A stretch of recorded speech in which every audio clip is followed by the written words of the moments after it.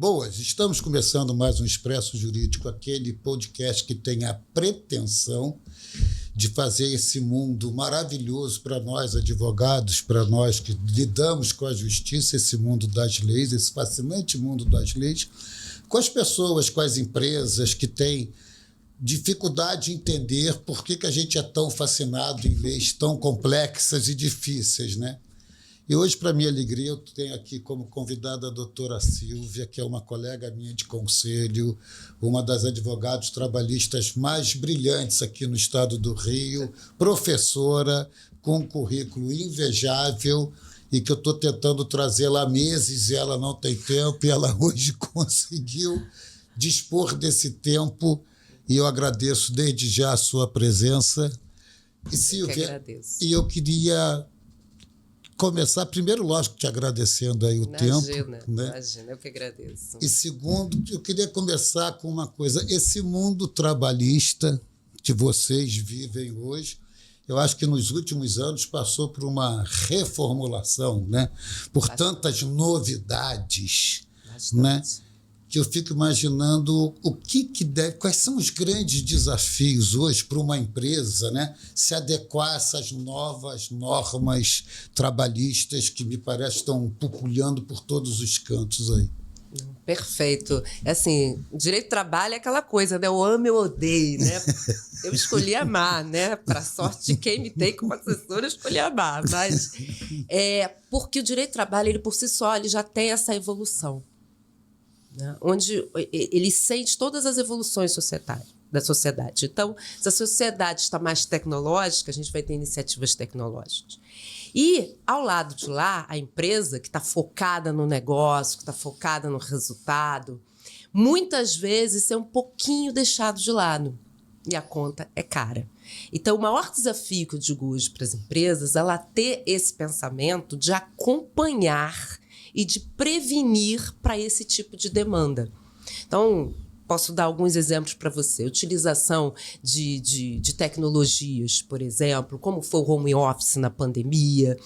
Então, as empresas que já trabalhavam com o home office, para elas foi muito fácil lidar. As empresas que foram forçadas a trabalhar tiveram os maiores complicadores.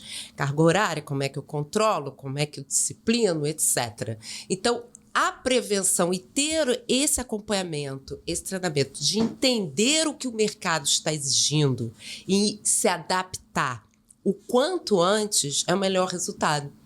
E isso é que faz diferença na prática. Entendeu?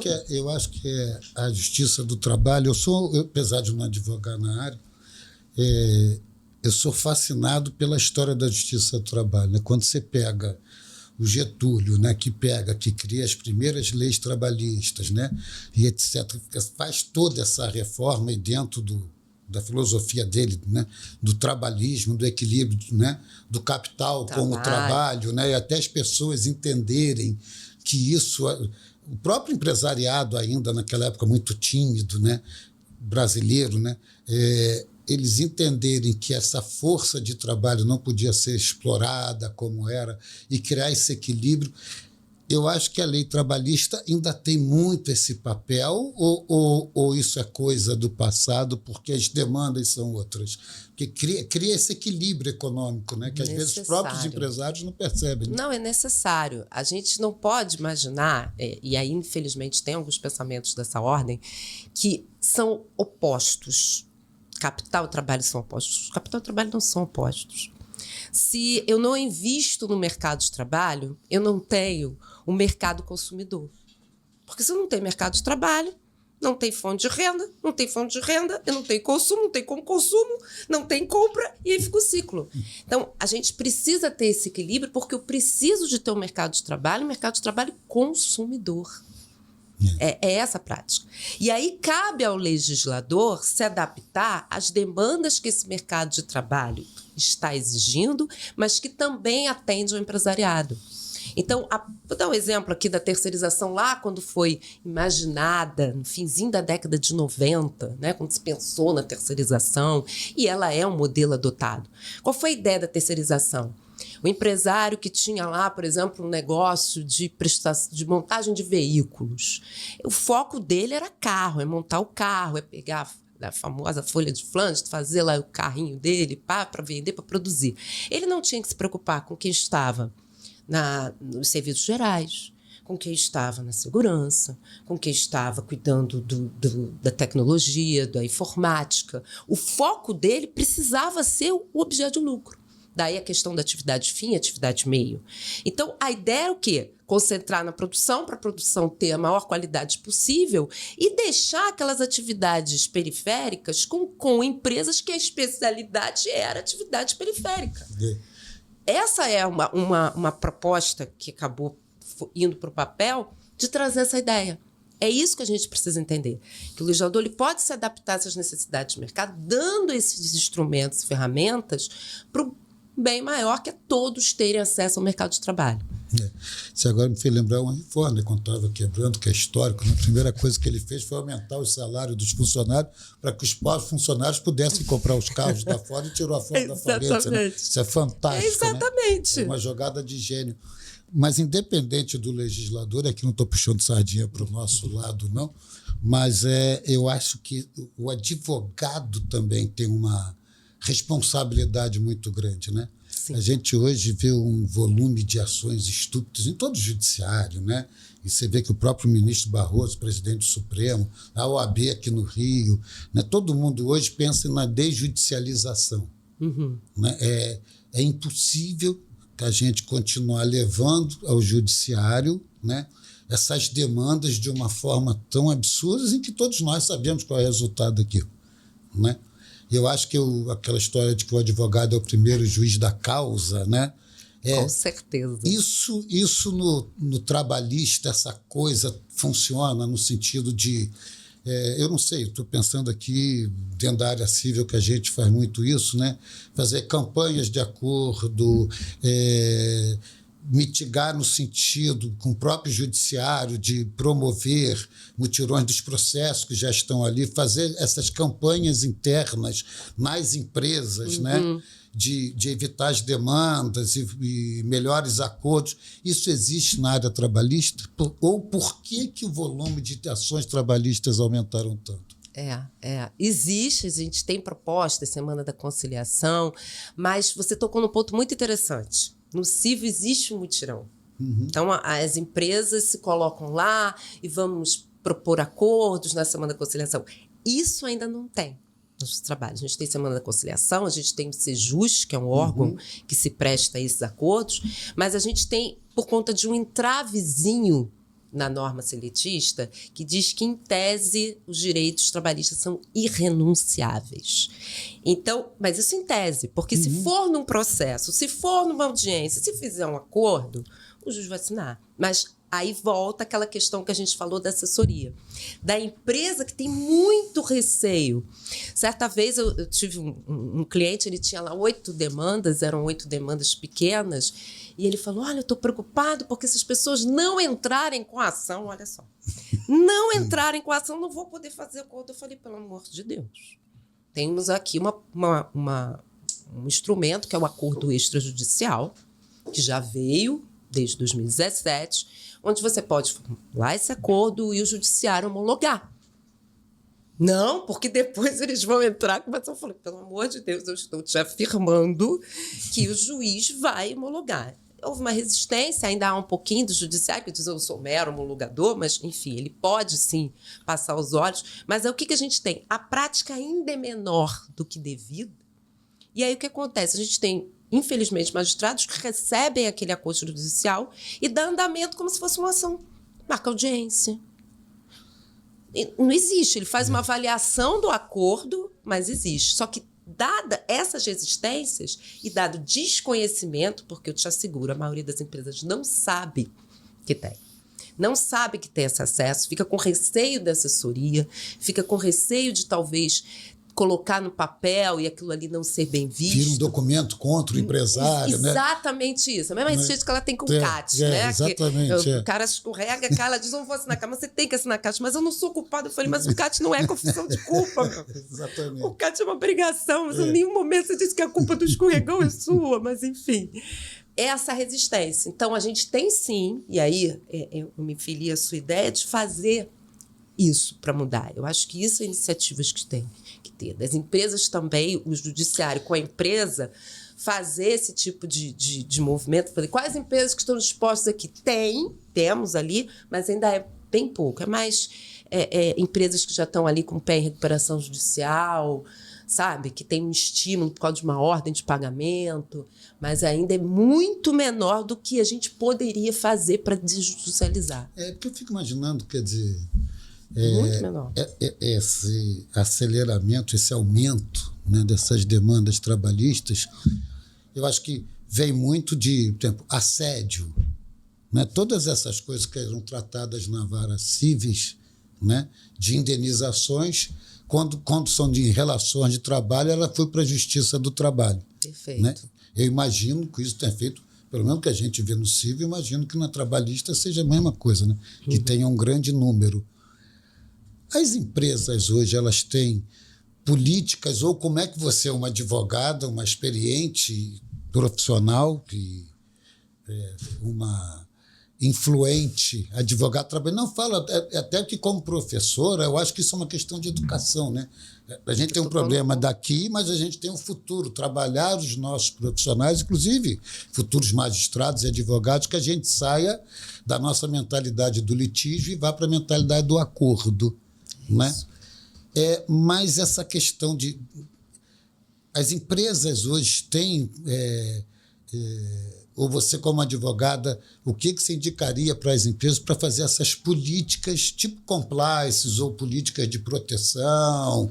Porque isso também parece uma coisa mais do que urgente, né? Urgentíssimo, Álvaro, urgentíssimo. A gente já tem legislação com base no assédio, tá? Sobretudo sexual, desde 2022, desculpa, a gente já tem legislação exigindo que as empresas tenham compliance especificamente para tratar do assédio, ou seja, dar treinamento. A legislação, inclusive, fala textualmente que uma vez por ano as empresas têm que dar treinamento sobre assédio sexual e moral. Então, isso a gente já tem na legislação. Nós já temos vários editais de licitação por determinações dos órgãos, exigindo que as empresas, para participarem de licitação, comprovem a existência de ter um departamento de compliance. E como é que comprou? De compliance. De compliance. E aí, ela, dentro desse departamento, ela prova as ações que ela promove. Treinamento, se tem um canal de denúncias, que é importantíssimo, e se na prática ele funciona. Porque muitas vezes a gente chega para a empresa não, tem o setor de compliance, eu tenho canal de denúncias, aí você manda, vai para um e-mail, aí você pergunta assim, mas quantas pessoas foram ouvidas? Não, a gente não ouviu, não, ninguém. Mas como vocês não ouviram? A gente não registrou os depoimentos, porque, digamos, chega alguém e fala, olha, a Silvia fez A, B e C. O canal de compliance tem que chegar e falar, olha, vou ouvir outras pessoas e tem que perguntar, vem cá, o que você acha da Silvia? Você acha como é que é a postura dela? E eu tenho que gravar isso, registrar isso. Porque amanhã essa pessoa, né, caso a denúncia não avance, diga que realmente não foi nada demais, foi um modo de falar, etc., a empresa tem que ter esse acervo, isso é papel do setor de compliance, que ela fez isso é sigiloso, mas ela tem ali. E as pessoas, olha só, ela não avançou porque ela colheu aleatoriamente depoimentos e nenhum depoimento, nenhum deles corroborou. E a ideia, inclusive, é de pegar de vários setores, porque, óbvio, se você pegar, de repente, a pessoa que é mais próxima, você vai acabar induzindo a fazer. Então, isso é, hoje, algo que é obrigatório da empresa.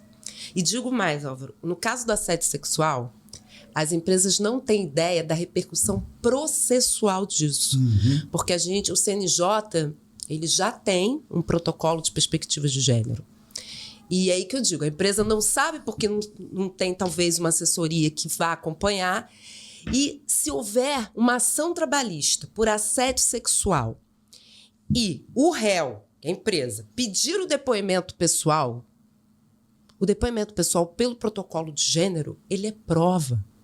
Ele não serve só para confissão. Uhum. Então, se o relato for minimamente convincente aos olhos do magistrado, ele vale como prova. Ele não vale só para tentar arrancar uma confissão.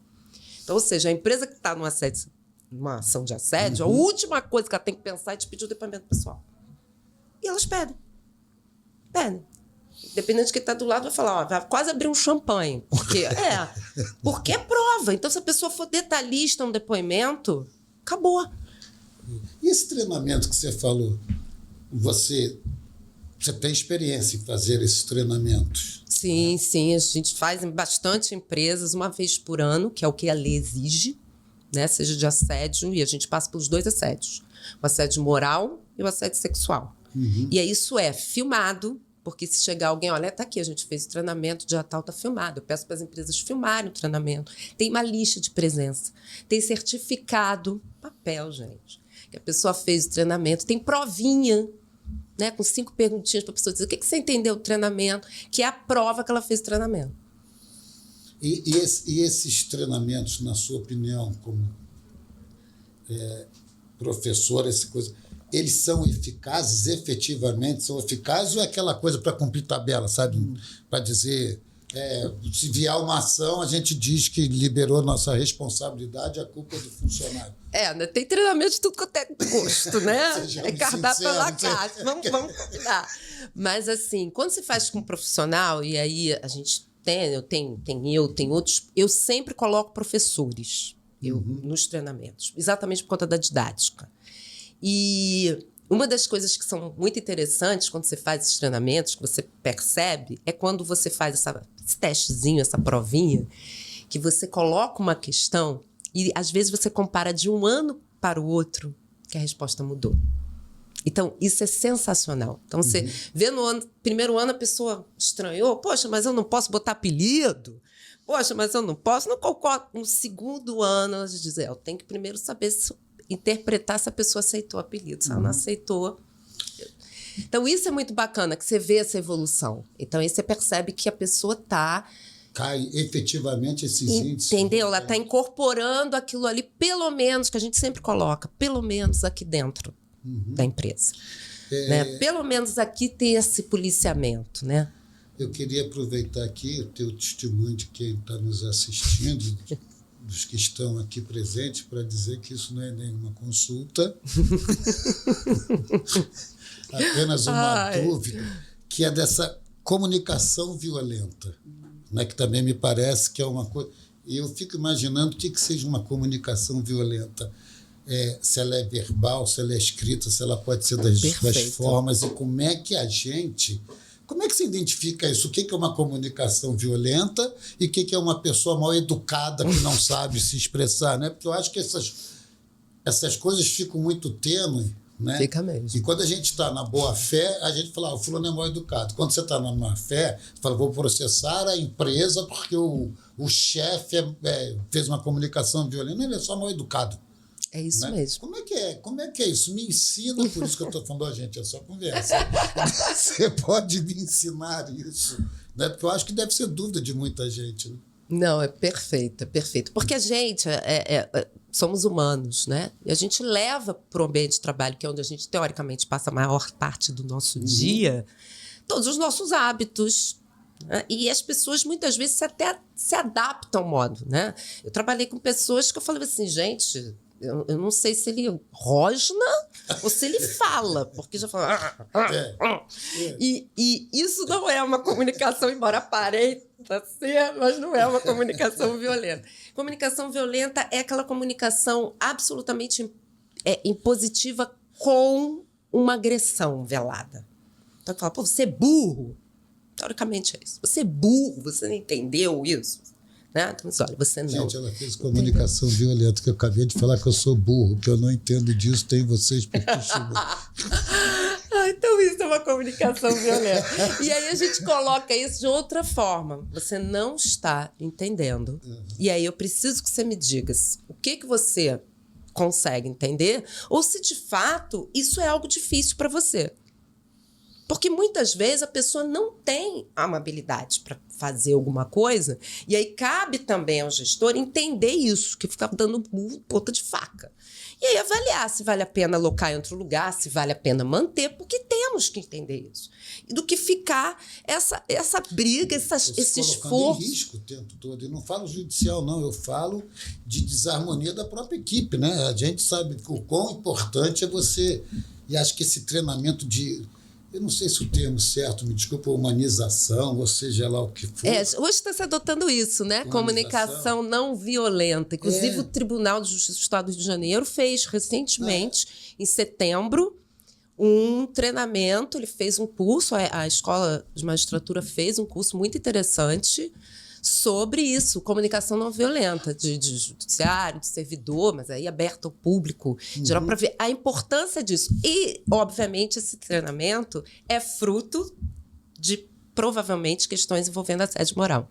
Tenho a menor dúvida. Sem dúvida. Menor dúvida. Olha, pelo menos a gente está tentando, tá? A gente está aqui fazendo curso, fazendo treinamento, dando esse manancial de informação para as pessoas se policiarem. Agora, para você... Desculpa te interromper. Para você, mas que veio aqui um insight. E, geralmente, quando a gente fala nesse sistema, a gente está sempre pensando em grande empresa, né? E parece que as médias, as pequenas, ou aquele empreendedor que tem ali alguns funcionários ligados a ele, que essas coisas não são perceptíveis ou desnecessárias, né? É isso mesmo. E a importância é a mesma. E a providência tem que ser a mesma de uma grande multinacional e você que está empreendendo, concorda? Isso, e mais, né? Porque quanto menor, maior o prejuízo.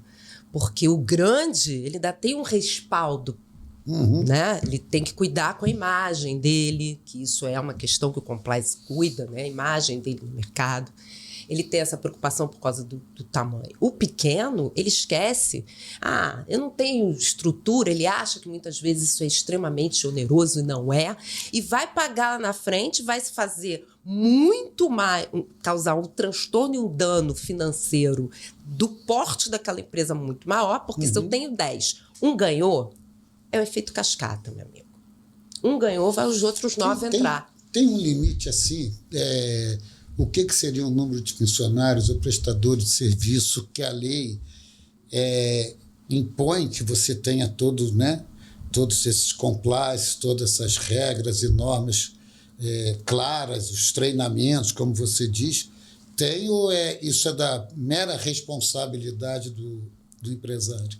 A CIPA, né, que é a Comissão Interna de Prevenção de Acidentes, ela foi alterada em 2022 para colocar que é CIPA, Comissão Interna de Prevenção de Acidentes e Assédio. E aí foi muito bom você colocar isso, porque a CIPA ela é exigida acima de 100 empregados, enfim. Então, um pequenininho ali não vai ter necessidade de CIPA. Em tese. Então, por conta disso, ele fala, não preciso ter CIPA, não preciso me preocupar. E o assédio, somente loja, talvez é menor, tem ali 60, 80 empregados, não se preocupe tanto com isso. E aí a gente fala, meu amigo, terceiriza. Ninguém está pedindo para você contratar uma pessoa diretamente, mas você pode contratar uma pessoa uma vez por ano. Você pode terceirizar. Mas as pessoas sequer, elas não alcançam essa informação. Porque é esse desconhecimento de talvez não ter pensado nisso, que a multa é para todos, a multa é para todos. E achar que está sendo, não estou dizendo esperto no mau sentido, não, mas achar que está economizando. É isso. Para a empresa, né? Falar, não vou gastar dinheiro com isso agora, não. E que não é caro. Não, quer ver um exemplo? Eu não estou falando de custo-benefício, não. Eu falando de você dispor mesmo, imagino que não seja Mas caro. Aqui, eu vou dar um exemplo. A não ser contratar a doutora Silva, que deve ser caro. Fora isso... Olha, gente, não leve em consideração, por favor. Mas assim, vou dar um exemplo aqui que todo mundo sabe falar, linguagem tranquila. Horas extras. Quem aí não sabe? Horas extras, né? Olha, se eu te contar a quantidade de pessoas que falam assim, mas por que você não fazia o registro? Porque eu não quero. Gente, abre o Google.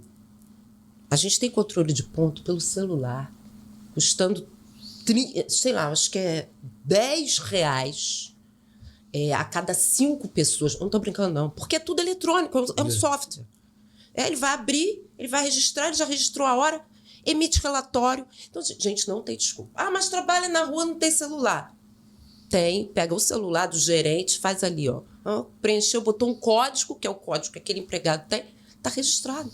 Com custo, mas um custo ínfimo, por todo o prejuízo que ele poderia ter. Porque é muito mais fácil, a gente sabe, eu colocar um fato e dizer, olha, eu fiz umas horas extras, mas eu não sei quanto, a prova é tua, a prova é sua, empregador. A prova não é minha. E ele, por conta desse custo, eu falo assim, gente, não acredito. Já teve cliente, teve cliente que saiu, que imprimiu o Google, eu falei, olha, tem aqui, ó, tem por celular, tem por telefone, tem por tudo. Mas você... E aí veio essa resistência, eu não sabia que tinha esse custo, mas também não pesquisou, né? Mas eu fico imaginando isso, você falou isso aqui, voltando um pouquinho que você estava falando de home office, né? Hoje você tem uma série de ferramentas, até o tempo que o cara está com home office aberto, etc., ali, que você, em tese, você consegue controlar o tempo de horas trabalhadas, né? Mas para essa turma que está em home office, me parece que até hoje a maioria das empresas tem boa parte do seu pessoal em home office, né? Graças à pandemia, né? Eu acho que é uma forma, né, muito interessante. Eu digo positiva da pandemia. Eu falo que eu custei a me adaptar a essa coisa de home office, que eu, para me sentir trabalhando, tenho que estar de terno e gravata, senão você já fica responsável. Mas depois de alguns anos, ir para o escritório no centro da cidade, para mim, eu falei, gente, eu acho que eu passo por Tóquio para chegar no centro da cidade, né? Ficou tão longe, a gente se desabituou a isso. Mas essas garantias para o empresário, né, do pessoal que está em home office, a justiça trabalhista aceita esses argumentos, tipo, olha, tinha um ponto ali que ele não comprovou estar trabalhando naquele horário, ou como é que a gente poderia dizer que o funcionário pode chegar lá, deixar o laptop aberto e foi jogar tênis, né, e está lá contando hora. Isso já está bem desenvolvido, já é uma segurança para o empresário, a justiça já entende de uma forma mais próxima do justo essas coisas que você está falando de hora extra, etc, etc. Olha, aquela questão do combinado não sai caro. Então, assim, quando vai para o home office, a gente sempre pede para fazer tipo uma normativo para o home office. Então, o que tem, o que não tem? Então, por exemplo, se tem home office, a empresa tem um acesso remoto. Se tem um acesso remoto, ela tem mínimo de apoio tecnológico, tecnologia de informação. E a gente tem, como você falou, tem todos os sistemas de controle. Por exemplo, o Banco do Brasil foi pioneiro numa prática que era o seguinte, você tinha que acessar o sistema com senha e se você ficasse, ele controlava o tempo que você não usou, cada, 20 minutos, o sistema caía para obrigar você a colocar senha. Então, se você não colocou sempre, o sistema caiu, você não estava lá mesmo e fim de papo. Foi um pioneiro. E é uma coisa assim mínima, o sistema cai. Como acontece com várias páginas de internet que a gente vê, que a gente vai... Banco faz isso por segurança, né? Se você ficar um tempo inativo, ele cai, você tem que voltar a fazer o acesso. Então, se você coloca que tem esse registro, então a gente tem o registro que controla o tempo de inatividade, que vai pedir uma senha, então para isso que você tem a senha para logar no sistema, isso emite um relatório e isso é usado. E aí eu tenho empresas que têm o sistema e que não pedem o relatório. Eu falo, gente, mas vocês não têm relatório? Emite relatório? Eu falei, claro, você tem no sistema, tem relatório. E aí não sabia que tinha possibilidade pelo relatório. E aí que eu digo, a falta de se aprofundar ou de deixar com pessoas que o que eu quero. Olha, eu tenho um home office, a gente precisa conversar com 3 áreas. Eu preciso conversar com TI, eu preciso conversar com RH e eu preciso conversar com a área que vai utilizar aquele serviço. Sem a conversa dessas 3 áreas... vai ter furo. Isso mesmo para o pequeno e médio é uma grande solução, né? Vai ter furo. Então tem. Eu só preciso que as 3 áreas conversem. Eu não posso implementar aqui, não avisar o RH, a TI não sabe, deixa do jeito que está lá o acesso. Isso é um conforto para o próprio empregado. Porque, por exemplo, se ele é um digitador, que ele precisa ter aquelas pausas, o sistema já vai fazer a pausa, obrigatório. E às vezes ele avisa. Outro dia também um cliente me disse que tinha até ri muito, que no sistema dele de coisa, não era a senha, era a câmera. Então, se o funcionário estava ali, a câmera podia estar desligada para terceiros, né? Se no sistema dele estivesse vendo o sujeito, tudo bem. Com mais de 5 ou 8 minutos, né? O laptop avisava eles e avisava o sujeito, apitava, pi, pi, pi, pi, pi. Tipo, hora de voltar. Volta Hora que vai de cortar voltar. seu ponto, né? Então tem. Eu falei que isso é interessante, né? Como é que a gente chegou, mas a justiça aceita isso tudo como prova. Aceita. E aí a gente vê, às vezes, uma resistência do outro lado. Eu posso falar, porque eu advogo, já advoguei mais para empresas, mas advogo para os dois lados. Isso é bom. A docência também ajuda, porque você tem esse olhar, né, bilateral. E às vezes vê uma resistência, poxa, mas eu perdi um processo e tal, e às vezes chega na minha mão uma coisa já perdida. Eu digo, mas por que essa prova não foi produzida? Né? Então a gente tem vendedor, por exemplo, de telefone, a gente pediu ofício para Oi, pediu ofício para Vivo, porque quando ele compra um telefone com linha, né, as empresas não sabem disso, tá? Tô dando, dica gratuita. Quando ele compra, ele tem que ter uma senha para habilitar o número. Porque senão você chega lá, você é meu amigo, toma aqui um chip novo. Você tem que habilitar. Essa habilitação, ela tem registro. Então, eu sei a hora que a pessoa fez o registro e a hora que ela parou de registrar naquele dia. Então, muitas ações que envolviam esses profissionais, a gente tinha um marco. Às vezes, cada 3 horas, tinha meia hora lá. Você faz uma compensação de horário, que é outra coisa que eu também... Banco de horas, né? Gente, pelo amor, não, entendeu? Então, hoje a gente tem... O ponto que é bom a gente frisar. A gente tem mecanismos normativos para ajustar as demandas. Nós temos isso. O que a gente não conseguiu ainda ter é lembrar da importância de ter um profissional, de estar próximo de um profissional que te informe sobre isso, porque ninguém sabe tudo, né? Ninguém sabe tudo. Essa é, eu acho que é a grande mágica, a grande coisa fantástica e cada vez mais, né, você está cercado de bons profissionais, aqui também não estou puxando sardinha, não, mas é porque as relações, né, essas relações são cada vez mais complexas, mais dinâmicas, e aí você vê a importância de um bom profissional do direito, e isso que eu estou falando, não é porque somos conselheiros da ordem, nem advogados, não, mas essa responsabilidade que gera também para você, como educador, eu imagino, esse senso de como preparar o profissional para os novos tempos, né, que nós estamos surgindo. E tempos para a gente, obviamente, quase que imprevisíveis, vistas essas modernidades que ocorrem todo dia, né? E aí me veio aqui um tema muito polêmico, que eu acho que eu vou te jogar no fogo. Você gosta. Que é sobre IA, inteligência artificial. Felipe, está aqui, lá do escritório, o pessoal lá da TI, os advogados do escritório não me ouçam, né? Mas a princípio, eu sou radicalmente contra, porque a minha sensação que eu tenho é que aquilo é um emburrecimento do advogado. Eu falei, gente, vocês não fazem uma redação, não? Vocês não sabem fazer redação, não? Vocês estão malucos, né? Gente, meu estagiário agora vai dizer que eu tenho um apoiador. Você também? Olha parabéns, Silvia. Só nós dois no mundo. Gente, só nós dois no mundo. Eu tenho testemunha, inclusive. Eu tenho testemunha, sabe que eu não estou mentindo. Cara, a coisa mais deliciosa para mim é subir numa tribuna para fazer a defesa e redigir. Né? Eu adoro redigir, fazer essa... Aí vem uma tal de IA. Eu imagino que essa IA, obviamente, ela vai ajudar muito né, de você, da coisa do massificado, daquelas coisas, ajuda muito. Mas essa inteligência artificial na área trabalhista, ela já chegou?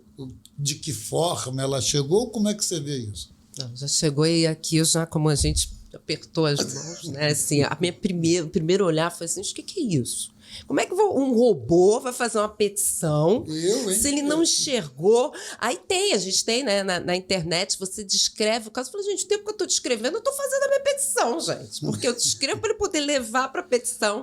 Assim, então, o primeiro olhar realmente que eu tive de resistência. Mas toda tecnologia a gente tem que olhar com a facilidade dela. E aí, o que, por exemplo, a gente passou a usar?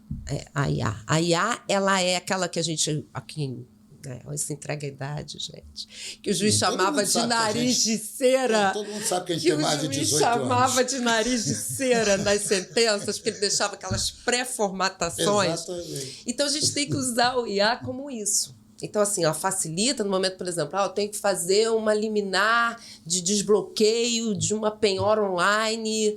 Então, já tem a tese, ou seja, já tem a jurisprudência, já tem a tese. Agora, a história, então ela prepara o caminho, isso é um facilitador, e eu consigo uma petição, eu consigo finalizar essa petição.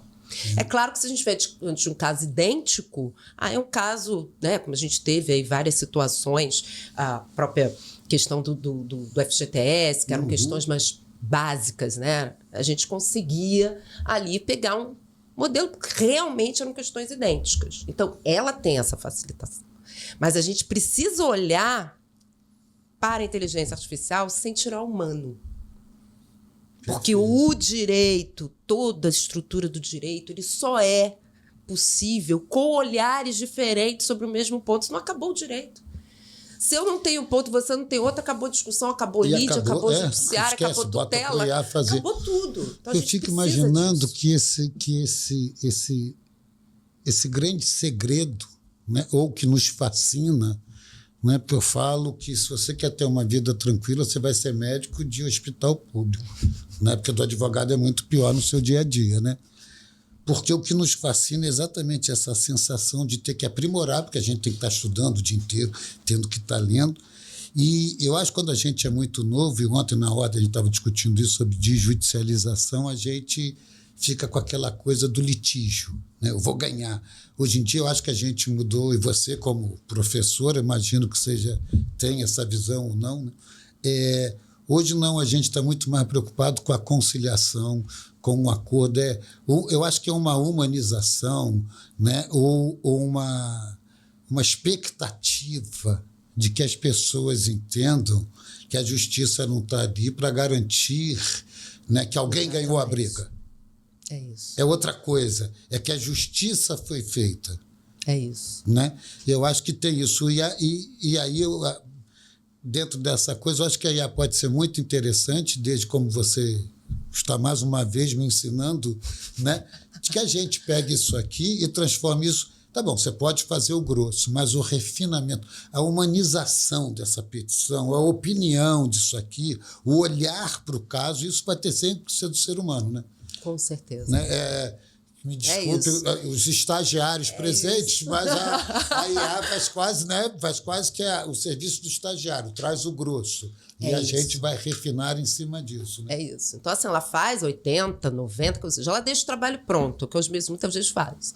Né? Dependendo do peso que uma causa tenha, né? Se naquele dia você tiver, sei lá, com 50 prazos, o peso, a peça está pronta. Então, você coloca lá 2 parágrafos, a peça está pronta. Então, essa é a grande facilidade da inteligência artificial. Ela te deixa o trabalho pronto. Mas para você não ficar refém, porque existe o risco, como você colocou. Se a gente perde essa experiência de passar por esse olhar, a gente deixa de perceber. E a gente deixa de evoluir, porque a gente conta. Né? A gente conta que vai ter uma inteligência que vai pensar, então ela conta com uma inteligência que vai buscar jurisprudência, conta com uma jurisprudência que vai pesquisar, então para que eu vou pesquisar? E aí a gente entra naquele espaço de não valorização da profissão, que é o que acontece, que a gente reluta. Por exemplo, a gente tem cirurgia robótica na medicina, mas nada faz a cirurgia robótica se não tiver um médico cirurgião para operar a cirurgia. E eu quero saber quem é o médico, se é o melhor médico e saiba fazer aquilo, senão eu não quero saber. Eu não quero saber se o equipamento é bom, eu quero saber se o médico é bom, né? É isso, eu brinco. Se você entrar no hospital e falar assim, você quer um médico ou quer um robô? Por melhor que seja o robô, exatamente, você vai falar, eu quero um médico. Lógico, claro. Eu quero esse médico. Olhar eu acho que ainda vem. Estão chamando sinal ali pela hora, porque por mais que eu esteja achando que o papo está uma delícia... Tudo que é bom acaba. É verdade. Mas também pode se recomeçar e já se sinta convidada para que a gente possa continuar. Que eu volto. Eu sou igual criança, não promete que eu cobro. Né? Mas tem uma coisa aqui que a gente estava conversando antes, que é essas grandes empresas, né? A gente já estava falando aqui do compliance, dessas responsabilidades civis, sociais das empresas, elas já se entende que nesse novo mundo que também é imposto, de certa forma, às empresas, ela já tem essa coisa das cotas, né, de restrições das cotas, meio ambiente, toda essa política social que eu acho importante. Veja, né, hoje, as diferenças climáticas, a gente está indo para um mundo de Mad Max, não toma conta, né? Daqui a alguns anos estaremos no mundo inteiro correndo atrás de comida e água como loucos no meio do mundo, né? Isso já é uma consciência da maioria das empresas, você que é uma advogada de grandes empresas e tem essa experiência, ou é uma coisa ainda muito forçada, esse equilíbrio? Como é que você vê isso? As empresas que elas não têm uma preocupação com a sua imagem, elas ainda não alcançaram isso. Então, essa responsabilidade social, mostrar que mais do que uma empresa, ela tem um papel social e se mostrar preocupada com isso. Se as empresas soubessem o quanto esse cuidado, essas iniciativas de meio ambiente, iniciativas sociais, colocam ela numa posição muito mais confortável, né, aos olhos, porque é aquilo que a gente vê, a postura fala mais do que um pequeno ato. Então, se você tem uma empresa que tem uma postura, voltando aqui um pouquinho para a questão do assédio, uma postura social, de ter esse compromisso, de fazer assédio, de ter cotas, etc., de tentar ali um equilíbrio, de tentar fazer, por exemplo, uma convocação de algum ambiente só para mulheres, ou perceber isso, mostrar essa postura. Se eu tenho um ato, quer dizer, olha, uma empresa que tem uma postura dessa é incompatível com esse ato. Então, esse ato pode ter acontecido, mas ele por si só já não se encaixa no perfil dela, porque é questão de postura. Conheço sua postura, você conhece minha postura. Se amanhã alguém falar, olha, Silvia, o Álvaro fez isso. O Álvaro a gente vai pensar assim, mas... Deve ter feito. Mas eu vou falar assim, mas qual a imagem que eu tenho? E é essa imagem que é. Então, nossa sociedade hoje, a gente precisa ter isso. Ela vive de imagem. A internet está aí, os influenciadores estão aí para não deixar. E a empresa tem que entender que ela é parte dessa sociedade e cuidar da sua imagem. Não, pois eu vejo no agronegócio, isso é uma preocupação, né?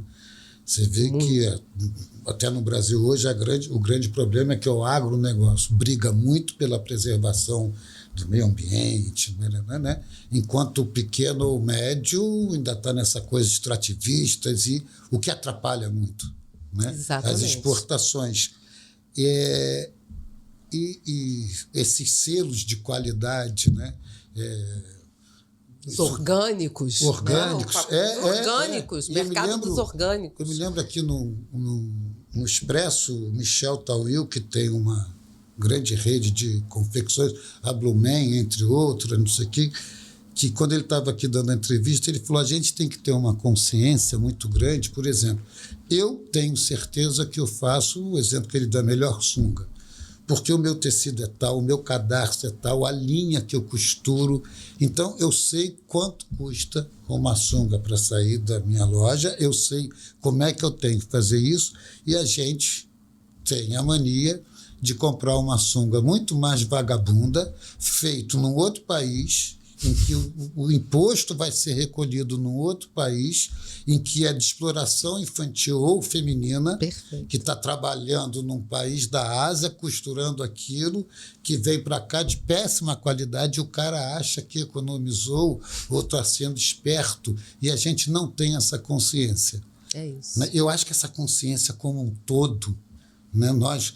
É isso. E sem ser chato, me lembrando uma vez do Lenine, cantor, que ele dizia que nós brasileiros tínhamos um grande problema porque a gente olhava para a Europa como símbolo da cultura que a gente quer ter e para os Estados Unidos com dinheiro que a gente que acha que um dia poderá ter. Quando a nossa riqueza, nós brasileiros, temos que estar voltados exatamente para a América do Sul e encontrar todas as riquezas que tem nos índios, nas nossas estruturas latinas, etc., que a gente tinha obrigação, como o maior país do continente, de fazer isso. E eu acho isso fantástico, né? É perfeito. E aí, por isso que eu te pergunto como expressão na advocacia, na área trabalhista de verdade. Quer dizer, tem a questão econômica, assim, mas tem toda essa responsabilidade que eu acho que parte de nós, advogados, a partir disso, ou parte de nós, como integrantes do Poder Judiciário, né, que a gente, querendo ou não, até pelas decisões, a gente está sempre à frente das leis, de trazer isso. E ainda mais para você, como professora. Estamos nesse caminho ou isso só está sendo visto sob o viés econômico? Não, estamos, tá? A gente já avançou nisso, de olhar para o trabalho de uma forma diferente, de entender o valor do trabalho. É difícil, a gente ainda tem muita resistência. Você tocou num ponto muito interessante, porque a gente, infelizmente, o nosso país, ele tem, e advogados sabem, porque sentem muito isso na pele, de precificar o trabalho do outro, né? Sem conhecer. Porque se ele conhece, ainda vai a gente dar alguns pitacos. Mas ele não tem conhecimento do valor da mão de obra, da construção daquele trabalho. Né? Quantas vezes... E carioca, então, que me perdoe, mas mais ainda. Né? A gente vê uma diferença de pensamento entre o Rio de Janeiro e São Paulo quanto a isso, muito grande. Então, a gente começou... Acho que melhor do que está parado. Mas a gente ainda tem muito que avançar nesse papel de valorização. Por isso que eu acho que eu gosto tanto do direito do trabalho. Porque a gente não se limita. A pessoa pensa, direito do trabalho é isso. Não, direito do trabalho é um diálogo de trabalho, economia e sociedade. E um interfere grotescamente no outro. Eu mudo hábitos sociais mudam a economia muda o trabalho. Então, a gente tem que ter esse olhar. Hoje não cabe mais. O advogado hoje que diz, olha, eu só faço trabalhista, só vou fazer trabalhista para empregado de não sei de quê. Meu querido... Eu tenho advogado que fala assim, cara, eu tenho horror a direito constitucional, né? Eu falo, oi? Como? Oi? Processo civil. Não sei, não entendo nada de processo civil. Eu falei, como? Desculpa, não sai de casa sem processo civil, né? Não entra com ação, né? Porque não tem como. Então, a gente começamos ali uma evolução, mas a gente ainda tem. E eu acho que esse é o maior papel do advogado. Porque, não puxando brasa aqui para nossa sardinha, ele que faz muito mais essas pontes do que outra profissão. Ele consegue enxergar essas pontes. Então, através dele, ele consegue entender esses lados e fazer esse papel. E também porque ele entende que é essa construção que faz. Então, quando às vezes pergunta se você é conselheiro da OAB, eu sou conselheiro da OAB, quantas vezes falam, mas o que a OAB? A OAB faz. A OAB faz. Por que a OAB tem mais de 180 comissões temáticas? Porque ela enxerga que cada comissão tem um papel a cumprir e a OAB tem que apoiar esse papel. Ela tem que apoiar a integridade, a integridade racial, ela tem que apoiar a questão da mulher, ela tem que apoiar o direito consumidor, ela tem que apoiar o direito do trabalho, ela tem que apoiar o direito processual, ela tem que apoiar as iniciativas de direitos humanos. Ou seja, ela tem que estar ali para dar apoio. Porque ela vai conseguir, fora dali, dar voz a isso. E eu acho que a gente tem que entender aqui, já encaminhando aqui para o final, advogado, na verdade, a nossa profissão, que eu adoro, eu falo que eu não sou promotor frustrado, nem juiz frustrado, eu gosto de ser advogado, eu adoro ser advogado. Né? A gente, na verdade, participa de um grupo que é das ciências sociais. Né? Então, ver esse mundo, eu acho que a gente... E o Felipe está, né, cismou agora de fazer direito, era administrador, começou a fazer direito. Eu falo para ele, Felipe, o início da advocacia, para mim, é porque a gente, depois de velho, a gente começa a perceber, quando você estuda na faculdade, filosofia do direito, história do direito, etc., cara, isso é tão importante para você entender. Por que a lei foi criada aquele tempo, época, forma? Eu tenho que entender isso para saber como é que essa lei chegou até aqui. Exatamente. E qual era esse espírito do legislador. Para entender isso, a gente vê o mundo de uma forma diferente. Né? A gente fala assim, caramba,